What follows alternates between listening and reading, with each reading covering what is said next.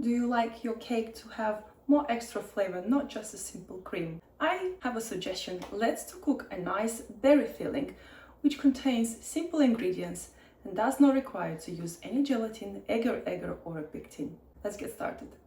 Ingredients you will need for berry filling: lemon, you have corn flour,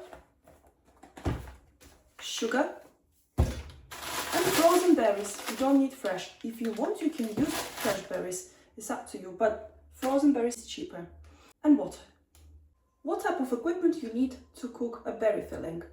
I know this will look very strange, but you will understand in process why I use this type of equipment. You will need a silicone spatula, a sieve, pan, a blender. You can have a hand blender, a whisk, and a baking tray. I will use Zest for berry filling and also lemon juice. And you will need grater to make the zest nice and fine. So it's good to have this type of equipment at home also.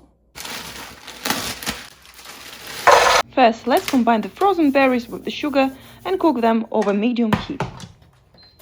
Stir the berries regularly to prevent them from burning. Once the berries start to release their juice, add the lemon juice and lemon zest. Let it simmer for another 5 minutes. Let the mixture cool slightly, then blend it until smooth.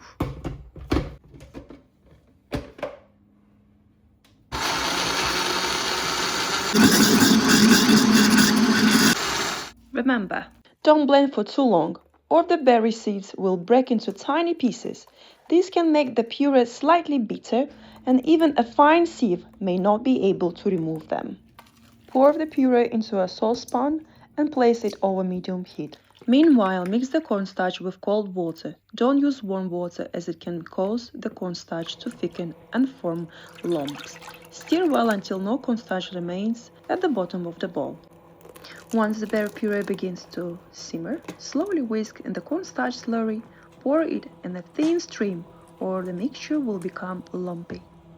Once the filling has thickened to the consistency you see here, take it off the heat. Remember, keep stirring constantly or it can stick to the bottom and burn, ruining the flavor of the filling.